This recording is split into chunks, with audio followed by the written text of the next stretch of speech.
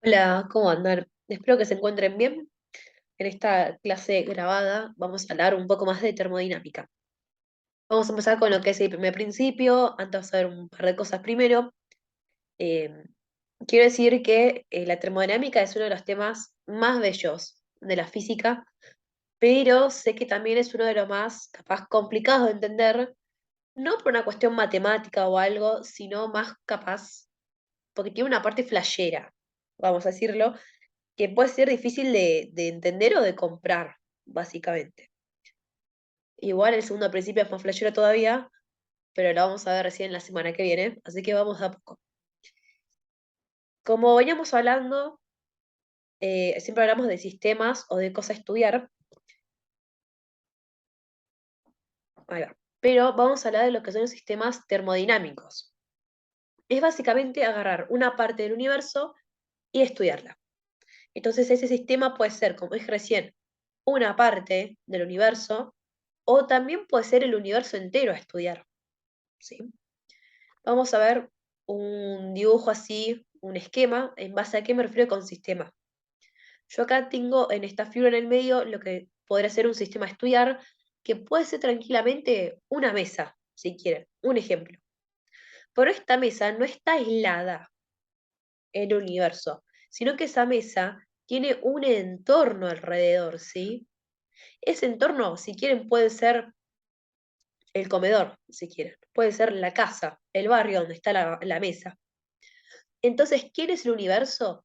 El universo va a ser mi sistema a estudiar, que yo en este caso les dije la mesa, más el entorno que lo rodea, que puede ser la cocina, por ejemplo. El universo acá, en este esquema, sería todo lo blanco, más el entorno y el sistema. Y más a esto, vamos a ver un ejemplo. Quiero estudiar lo que le pasa al agua cuando queremos cocinar fideos.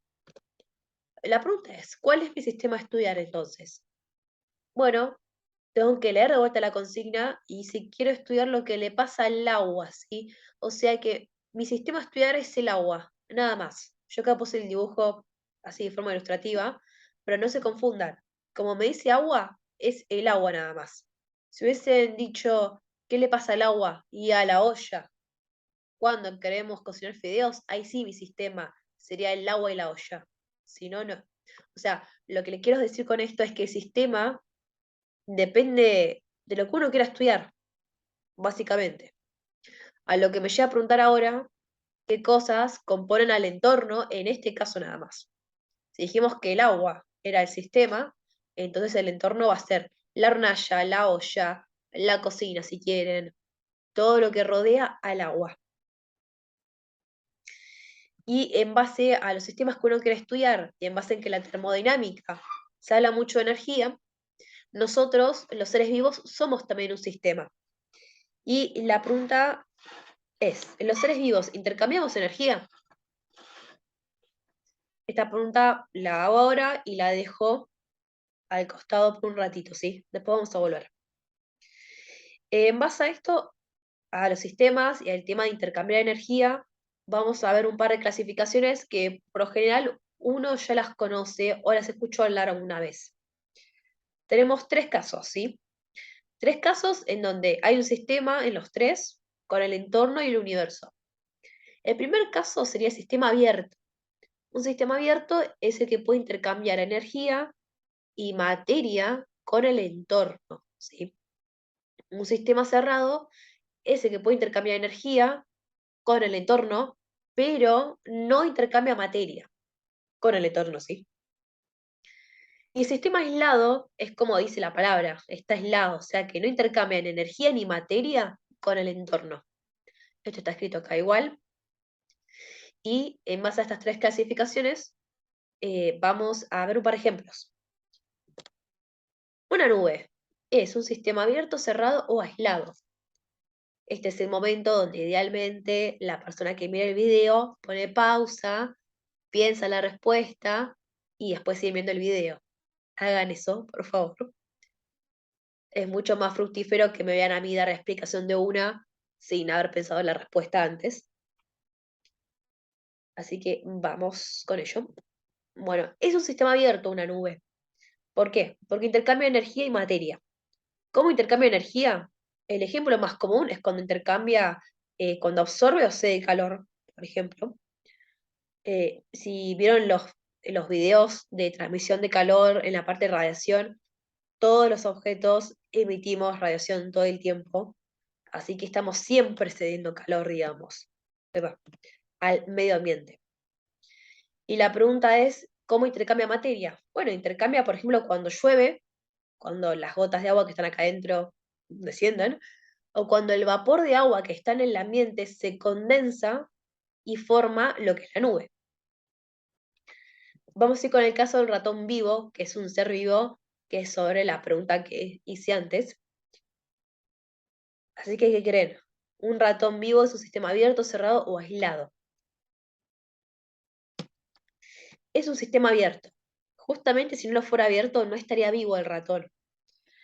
Intercambio de materia, ¿cómo lo hace? Primero, el ratón puede inhalar aire, porque tiene que respirar, ingiere comida para poder sobrevivir, y cómo cede esa materia después a través de excrementos, por ejemplo. El intercambio de materia, de vuelta, cede calor al medio ambiente a través de calor, no, perdón, cede energía al medio ambiente a través de calor, ahí va. ¿Y cómo puede ganar energía? Ingiriendo alimentos, porque hay energía química en ellos. Teniendo en cuenta lo que dije recién, ¿qué pasa con un ratón muerto? Un ratón muerto no va a ser un sistema abierto. La pregunta es, ¿va a ser un sistema cerrado o un sistema aislado? Bueno, es un sistema cerrado, ¿sí? Porque puede intercambiar energía con el medio ambiente, porque la puede ganar en forma de calor o la puede perder, ¿sí? Em, pero no va a intercambiar materia, ¿sí? Porque no va ni ingerir alimentos por sí solo, ni va a expulsar excrementos tampoco. Sé que la parte de intercambiar energía es un poco difícil de imaginarla, pero lo hace. En la guía hay un ejemplo de que te pregunta una roca, creo que está en una órbita, por ejemplo. Una roca no es un ser vivo, es como un ratón muerto en ese sentido. Pero si lo pueden ver de esta manera de que la roca en una órbita, por ejemplo, se está moviendo todo el tiempo por la atracción gravitatoria y tiene energía cinética, básicamente. Entonces, hay un intercambio de energía con el entorno, pero sé que es medio difícil verlo por ese lado. Y después tenemos lo que es un termo con café. Los termos acá los vamos a considerar como termos como eh, muy ideales, o sea, un termo que funcione, pero muy bien. Entonces, ¿cómo va a ser? ¿Abierto, cerrado o aislado? Va a ser un sistema aislado, ¿sí? Primero vamos a considerar que el termo va a estar cerrado, ¿sí? O sea, que la tapa está puesta. Si la tapa está puesta, el café no va a salir del termo y tampoco va a entrar agua ni nada, por ejemplo, ¿sí? Así que no hay intercambio de materia. Y no hay intercambio de energía, porque justamente hacer un termo ideal, lo que se busca es que este calor que tiene el café adentro no salga, ¿sí? No se pierda, y tampoco va a entrar. Así que es un sistema aislado. Y por lo general, o por lo general no, vamos a llamar a estos sistemas como sistemas adiabáticos, ¿sí? Que son los sistemas aislados donde no entra ni sale el calor. Y después vamos con qué es el universo. ¿Qué creen ustedes? ¿Es un sistema abierto, cerrado o aislado? Bueno, el universo es un sistema aislado, porque fíjense, dijimos que el universo era el sistema que uno quiere estudiar más el entorno, o sea, el universo es el todo. Entonces, si el universo es el todo, no tiene ningún entorno alrededor para poder decir tipo, che, ¿con qué intercambias materia o energía? Y con nadie, porque el universo es el todo. Así que el universo está aislado, básicamente, porque no tiene un entorno, porque si tuviera un entorno, ya no es el universo. Es como, es como que te pisas la cola, en base a lo que uno va diciendo. Bien, sigamos. Bien, el tema de intercambio de energía, ¿sí? Si vieron los videos que les dejé el link de la última clase, hay tres formas de intercambiar energía, que es a través de la radiación, de la conducción y de la convección. Pero hay otra forma más, que es a través del trabajo de una fuerza.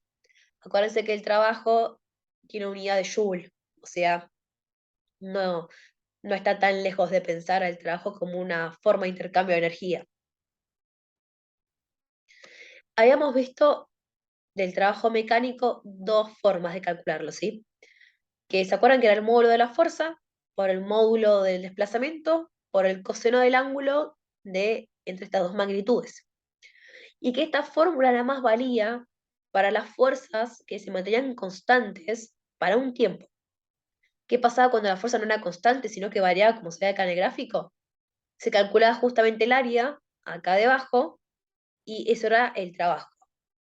Pero la pregunta del millón es, ¿estas expresiones sirven para los sistemas termodinámicos? Bueno, para eso primero quiero que definamos lo que es un equilibrio termodinámico, ¿sí? Básicamente es cuando las variables intensivas, que las variables intensivas, acuérdense, son las que no dependen de la cantidad de masa que posee el sistema, como por ejemplo la presión o la temperatura, no varían a lo largo del tiempo, ¿sí? Entonces, cuando un sistema cambia, ¿sí? Cuando se está transformando, puede recibir el nombre de transformación reversible. Esta transformación está relacionada con el equilibrio, porque dice lo siguiente, todos los estados intermedios, por lo que pasa un sistema cuando evoluciona, si son de equilibrio, se dice que el sistema es reversible.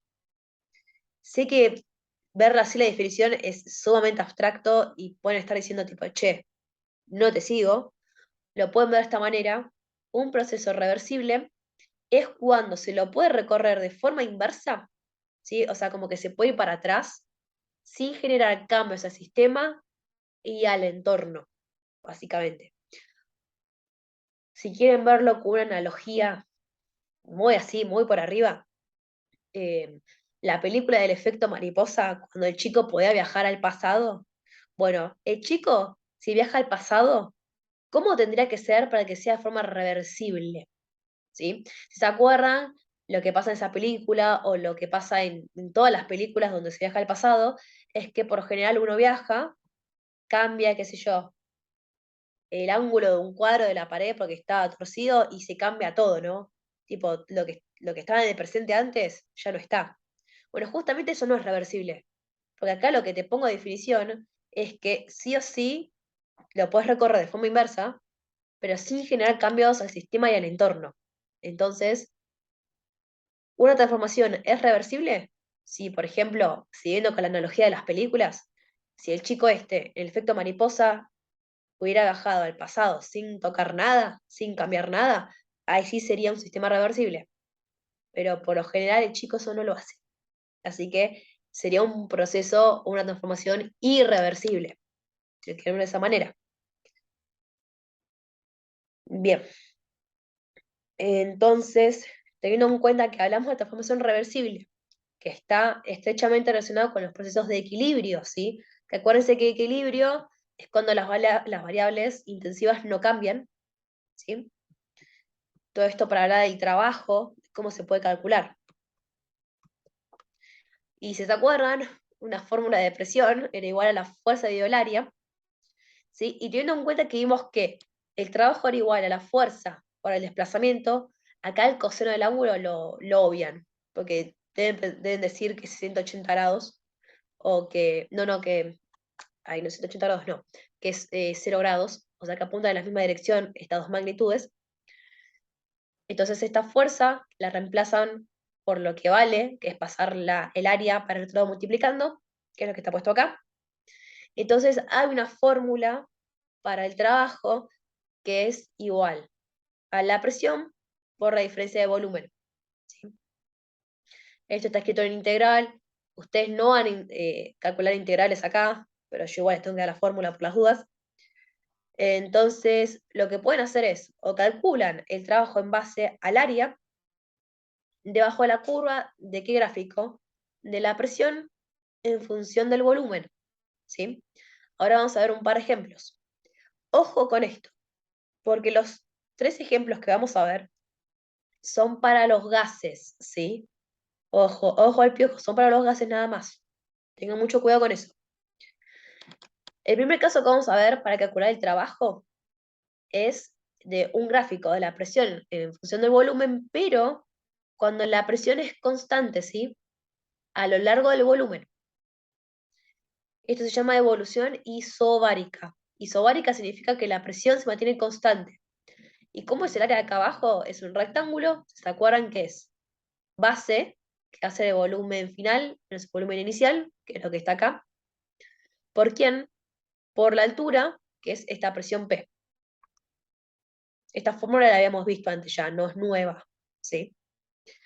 El segundo caso ahora es cuando tenés una evolución que se llama isocórica. ¿Qué significa esto? Que el volumen es constante ahora, que no cambia a lo largo de cuando sí cambian las presiones, por ejemplo. Entonces, fíjense que acá abajo no tengo área, o sea, no puedo calcular el área porque no tengo nada. Entonces, si el área vale cero, quiere decir que el trabajo también vale cero, básicamente. Entonces, acuérdense, cuando un gas se expande a volumen constante, no realiza trabajo, ¿sí? Solamente con los gases, porque hay un verdadero o falso, que era una elección múltiple de los ejercicios, que dice que cuando no cambia el volumen es porque no hay trabajo realizado. Eso es válido nada más para los gases, ¿sí? Fíjense que nosotros los humanos podemos hacer trabajo porque, no sé, movemos un ropero si quieren, y sin embargo mi volumen no cambió, porque mi cuerpo sigue teniendo el mismo volumen. Sin embargo, el trabajo lo realicé igual. Así que acuérdense, esto es válido para los gases, nada más. Y después nos queda la evolución que se llama isotérmica. ¿Qué significa esto? Que la temperatura no va a cambiar. Ahora el gráfico, fíjense que la presión varía, el volumen varía, lo que no cambia es la temperatura, por eso se llama isotérmica. Y fíjense ahora que está un poco más complicado calcular el área bajo la curva, porque literalmente tengo una curva, ahora sí, no tengo una línea recta. Entonces, ustedes me pueden decir, bueno, esto lo puedes aproximar a un triángulo, pero sería como un caso muy avanzado, así que no lo miren por ese lado. Está hecha acá la cuenta, ¿sí? Ya la integral está hecha, así que ustedes no la tienen que hacer.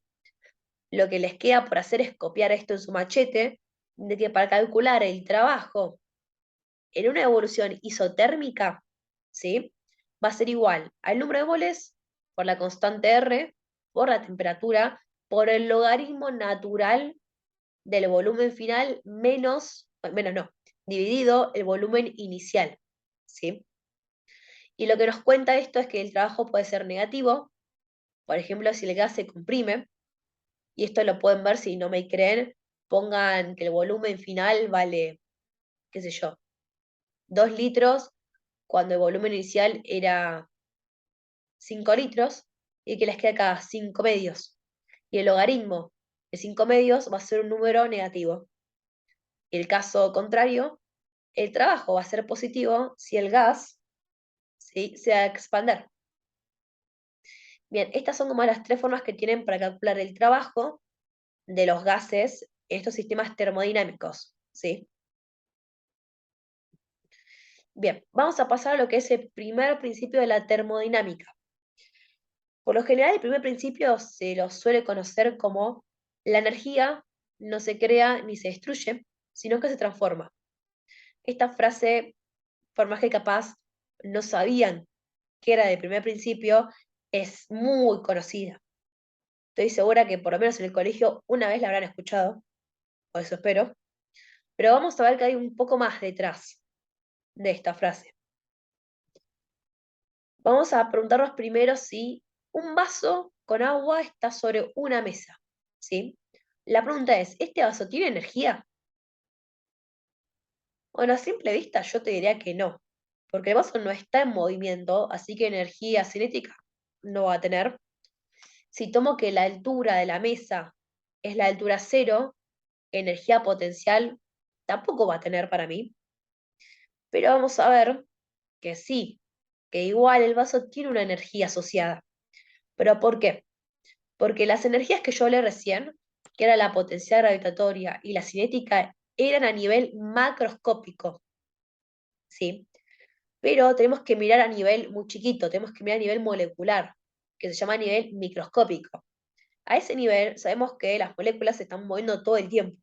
Entonces, a esos movimientos hay una energía asociada y se llama energía interna, que es la energía asociada al movimiento aleatorio y desordenado de las moléculas.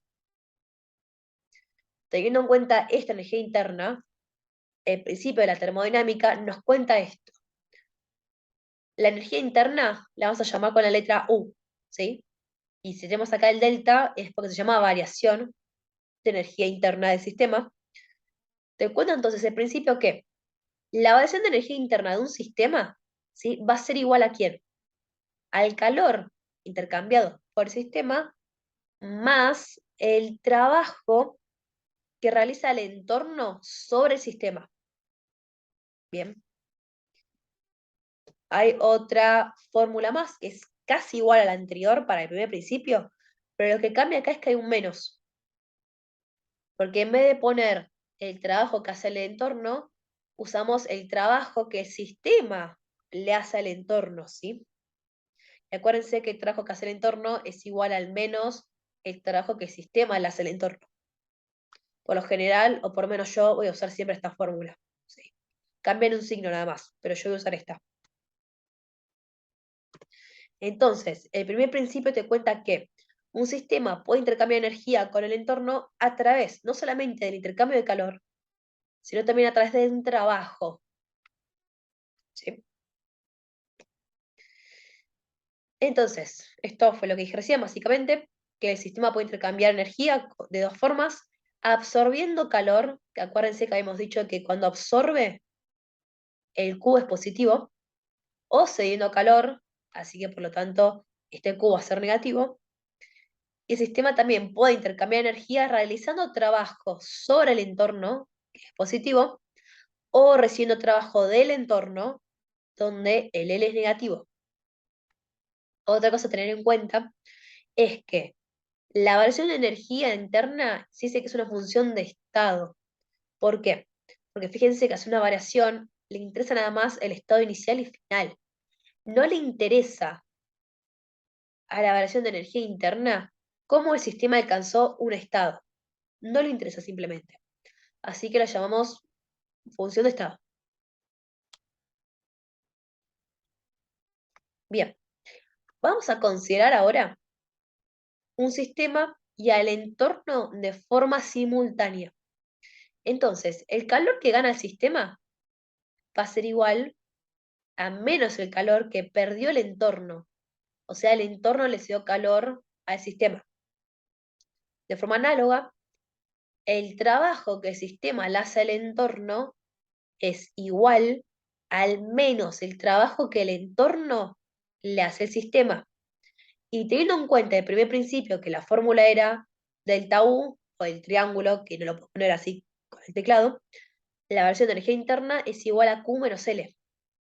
Entonces podemos escribir la variación de energía interna del sistema igual a la variación de energía interna, pero del entorno. ¿Sí? ¿Qué es lo que está puesto acá? Fíjense que estas son iguales, pero con la diferencia de un signo menos en el medio. Entonces, como esto está acá restando, lo puedo pasar para el otro lado sumando, ¿no? Y me queda esto acá. Me queda que la variación de energía del sistema más la variación de energía interna, pero del entorno, va a ser igual a cero. Y se acuerdan que el sistema más el entorno, ¿quién era? Era el universo. Así que la variación de energía interna del universo va a ser igual a cero. ¿Sí? Y lo que te cuenta es la famosa frase que vimos hace un rato, que la energía no se puede crear ni destruirse. Dice que básicamente la energía se transforma de una forma a otra y se transfiere de un cuerpo a otro. Simplemente bello. Vamos con un ejercicio de la IA que dice, El ventilador eléctrico de una habitación que tiene paredes adiabáticas se conecta a una batería de larga duración que descansa en el piso de un cuarto. El ventilador se enciende y funciona hasta que la batería se agota. ¿Qué sucede durante este proceso con la energía del cuarto y con su temperatura? Veamos. Tengo un dibujo muy ilustrativo acá, donde este cuadrado es el cuarto. Tenemos la batería que está conectada al ventilador, ¿sí? Primero te dice que el cuarto tiene paredes adiabáticas. Yo voy a considerar que todo el cuarto es adiabático, o sea, las paredes, el techo acá arriba y el piso, ¿sí? ¿Qué significa adiabático? Acuérdense que no entra ni sale calor, ¿sí? Después vemos que la pila tiene una energía almacenada, ¿sí? Que es la energía química. Entonces veamos que vos la pila la conectas al ventilador, esta energía química viaja por el cable, ¿sí? Y lo que va a hacer es dar energía al ventilador para que se pueda mover, ¿sí? Entonces hay una energía cinética del ventilador ahora que está en movimiento. Fíjense que una parte de esta energía de la pila un poco se va a disipar o se va a convertir en calor. ¿Por qué en calor? Y acuérdense que cuando un aparato funciona, y por lo general se calienta, es una forma de pérdida de energía, básicamente. La energía del ventilador, ¿sí? Se transmite al aire. Por eso la persona que está acá dentro del cuarto como que se refresca, porque el aire gana energía a partir de la energía del ventilador. Pero la pregunta es, ¿qué pasa cuando se acaba la batería? Cuando se acaba la batería, el ventilador va a parar, básicamente. Pero lo que pasa es que el aire también se va a parar. Pero el aire y el ventilador tenían una energía que era cinética. Y según el principio de la termodinámica, esa energía no se puede destruir. O sea, se tiene que convertir en algo. Y bueno, justamente esa energía cinética del aire se transforma en calor, ¿sí? Y la temperatura del cuarto, por lo tanto, va a aumentar, porque acuérdense que las paredes eran adiabáticas. O sea que ese calor no se puede ir. Sí o sí se tiene que conservar en el cuarto. Así que la pobre persona que estaba dentro del cuarto disfrutando del ventilador, cuando se le acaba la batería y la pasa mal. Porque básicamente se le acaba el ventilador, la energía que había en el aire se transforma en calor y la temperatura aumenta. Algo importante, la energía que había inicialmente en el cuarto no cambió. Es igual a la energía final, ¿sí? Porque se transformaron las energías. Bien. Vamos con otro ejercicio que es el siguiente que dice, ¿cuánto varía la energía interna de un sistema cerrado que absorbe la misma cantidad de calor que el trabajo que realiza? Bien, yo acá tengo, bueno, el ejercicio hecho. Fíjense que nos pregunta cuánto varía la energía interna. Así que pongo delta U, signo de pregunta, de un sistema cerrado, ¿sí? ¿Qué significa cerrado? Que no intercambia materia, pero sí energía. ¿Y qué nos dice? Que absorbe la misma cantidad de calor que el trabajo que realiza. Acuérdense que el trabajo, el calor dice que lo absorbe, así que es positivo. Y como dice que el sistema realiza trabajo, uso la fórmula que es Q menos L. Y fíjense que dice que el calor que absorbe es la misma cantidad de calor que el trabajo que realiza. Así que Q es igual a L. Así que Q menos L, que son iguales, me queda 0. Así que la variación de energía interna es igual a 0. ¿Sí? Segundo caso, B.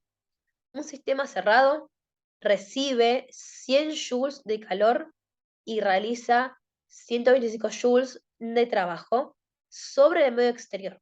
¿Esto es posible? Veamos. Como dice que el Q dice que recibe 100 joules, es positivo, y como dice que realiza trabajo, también es positivo. Aplicamos la fórmula que va a ser delta U, va a ser igual a Q menos L, ¿qué nos queda? 100 joules menos 125 joules es igual a menos 25 joules. Sí, esto es posible y puede dar negativo un delta U. Sí, ¿por qué no?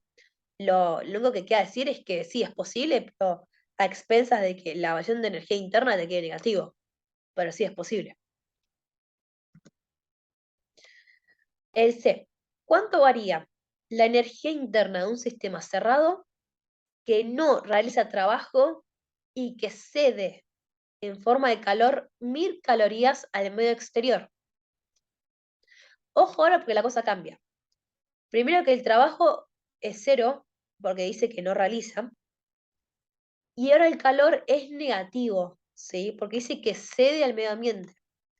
Así que reemplazamos en la fórmula y que nos queda que delta U es igual a 1000 calorías. Te pregunto ahora, si ahora el sistema de este ítem C, o sea, del que hablamos recién, evoluciona entre los mismos estados que antes, pero cediendo al medio exterior en forma de calor 1500 calorías, ¿cuánto varía su energía interna? ¿Cuánto trabajo realiza? Bien, acuérdense que la versión de energía interna es una función de estado. ¿Sí? Así que se dice que evoluciona entre los mismos estados que antes, la versión de energía interna es exactamente la misma que calculamos antes, ¿sí? Que son los menos 1000 calorías, porque son función de estado. Nos preguntan ahora cuánto realiza de trabajo, así que despejamos el trabajo de la fórmula de primer principio, que es la que está acá, que nos queda que L es igual a Q menos delta U. La Q la tenemos, porque lo ves acá. Dice que es al medio ambiente o al medio exterior 1500 calorías, así que como cede. Epa, voy por un segundo a que se baje la barra esta. Ahí va. Como dice que cede calor, entonces es menos 1500 calorías, menos, porque la fórmula que tienes menos ahí, menos las 1000 calorías de antes, ¿sí? O sea que nos quedan 1500, menos por menos es más, 1000. O sea que el trabajo que realiza es de menos 500 calorías. Bien. Me queda contarles una última cosa, que es sobre hablar un poquito más de los gases ideales, ¿sí?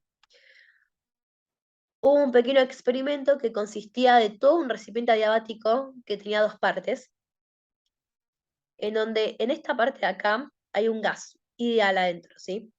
Hay un tabique y acá adentro no hay nada, ¿sí? Acá hay vacío. Y lo que pasó es que este tabique lo levantan, pero acá ponen un termómetro, ¿sí?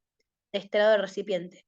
Y lo que ven es que lo que marca el termómetro, sí, antes de levantar el tabique es exactamente el mismo valor que cuando levantan el tabique, ¿sí?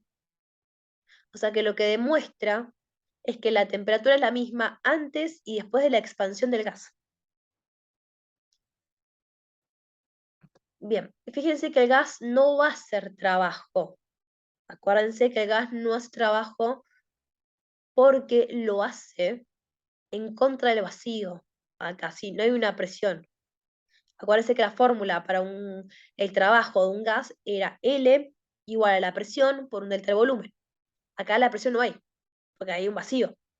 Así que el trabajo vale cero. Por otro lado, no hay intercambio de calor, porque es un recipiente adiabático. Entonces, por el primer principio, que acuérdense que es variación de energía interna igual al calor menos el trabajo, se deduce que la variación de energía interna no va a cambiar, ¿sí? Justamente porque no hay trabajo y no hay intercambio de calor tampoco. Por más que el volumen, ¿sí? haya cambiado, porque el volumen cambió, se expandió el gas, y la presión también haya cambiado. Entonces, la energía interna de un gas ideal solo es función de su temperatura, ¿sí? Esto se comprobó experimentalmente. Eso es importante que lo recuerden solamente de un gas ideal, ¿sí? Porque cuando no es de un gas ideal, no es función de la temperatura nada más, es función de otras variables intensivas. Bien. Veamos ahora, se calienta un gas en un recipiente a volumen constante, ¿sí? Entonces, ¿qué pasa? Todo el calor que recibe ese gas va directamente a aumentar la energía interna que tiene el gas, ¿sí? Por lo que va a cambiar su temperatura. ¿Qué pasa acá? Si se calienta el gas ahora, pero a presión constante, este gas se va a expandir, ¿sí?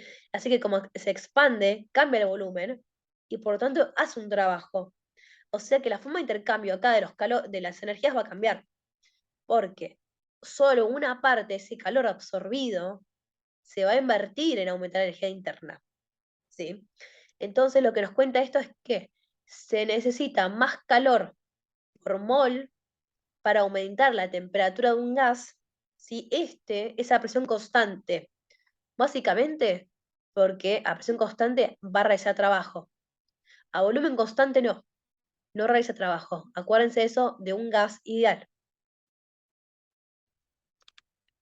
Entonces se van a definir estos calores específicos molares que van a depender de la atomicidad de estos gases. Para los gases ideales monotómicos, vamos a tener un calor específico a volumen constante, que se llaman, tipo, cuando son monotómicos, va a ser CB, va a ser 3 medios de R, que R es la constante de los gases, ¿sí? Y calor específico molar a presión constante, 5 medios de R. En cambio, cuando el gas ideal es diatómico, este CB es de 5 medios por R y CP es de 7 medios de R. Bien, y fíjense que, como dice acá, el calor específico molar a presión constante es mayor que el calor específico a volumen constante. Acá hay una fórmula que no les voy a hacer la deducción, la pueden leer tranquilamente en el apunte teórico, que cuenta que para cualquier transformación que va desde un punto A a un punto B, la variación de energía interna se va a calcular como el número de moles por un calor específico a volumen constante por un delta de temperatura, ¿sí? Y está especificado en el apunte teórico que esta fórmula la pueden usar por más que la transformación no se dé a volumen constante, ¿sí? Se puede usar igual. Esto lo anoté acá por las dudas. Acuérdense que si no hay variación de volumen de un gas, no realiza trabajo. Bien, vamos con un ejercicio que dice, un mol de un gas ideal monotómico, ya nos dicen que el calor específico molar a presión constante de 5 medios por R, ocupa un volumen de 120 decímetros cúbicos a una presión de 12,8 kilopascales. Se le entrega calor de manera que el gas se expande isobáricamente y reversiblemente hasta ocupar un volumen de 300 decímetros cúbicos. Calcular el trabajo realizado por el gas y la variación de energía interna del gas. Bien. Primero, fijémonos que la presión es constante, ¿sí? Así que voy a ir a mi machete de las tres formas para calcular el trabajo y tengo que, para calcular el trabajo de un gas que se expande a presión constante es igual a presión por un delta V. Pero primero, como tengo la presión en kilopascales, la paso a pascales. Acuérdense de que un kilopascal es igual a 1000 pascales, así que esos 12,8 se convierten en 12.800 pascales. Los volúmenes también los voy a pasar a metros cúbicos. Un metro cúbico es igual a 1000 decímetros cúbicos. Así que 120 me queda 0,12, los 300 me quedan en 0,3. Literalmente reemplazo en la fórmula de acá, que es lo que hice. L es igual a 12.800 pascales por la diferencia de volumen y me queda que esto es 2.304 joules de trabajo. Ahora me piden la variación de energía interna del gas. ¿Sí? Entonces voy a usar la fórmula, que es la que está acá, que les dije, que es igual, la variación de energía interna es igual al número de moles por el nombre, por el calor específico, ¿sí? A volumen constante, por un delta T. Esta fórmula la puedo usar igual, ¿eh? Por más que esto no se, por más que acá el volumen no sea constante. Pero el tema es que no tengo las temperaturas, ahora las puedo hallar a través de la ecuación de los gases, que es P por B igual a N R por T. Fíjense que la presión es constante, el volumen inicial lo tengo y la temperatura inicial la hallo, básicamente, porque la presión son los 12.800, los reemplazo, el volumen inicial son los 0,12 metros cúbicos, divido un mol, el un mol me lo dice acá, literalmente, un mol de un gas, así que lo tengo, y R, estamos acostumbrados a usar 0,082, pero como yo acá tengo pascales por metro cúbico, acá tengo en total joules. Divido mol, me conviene usar el otro valor de la constante, que es 8,314 joules dividido mol por Kelvin. Y me queda que la temperatura va a ser igual de 184,7 kelvins inicial.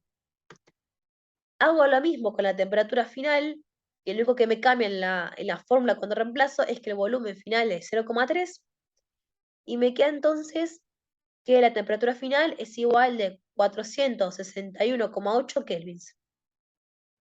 Y ahora reemplazo en la fórmula de la versión de energía interna.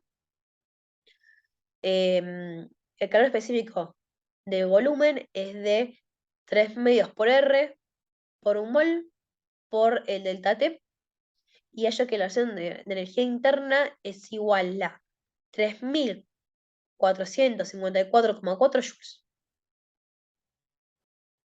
Y acá terminaría el ejercicio, y acá termina la clase también. Así que bueno, espero que hayan entendido la clase. Cualquier cosa preguntan, el jueves igual seguimos todo con el mismo tema, no cambiamos de tema. Así que nada, nos veremos el jueves entonces. Chao chicos.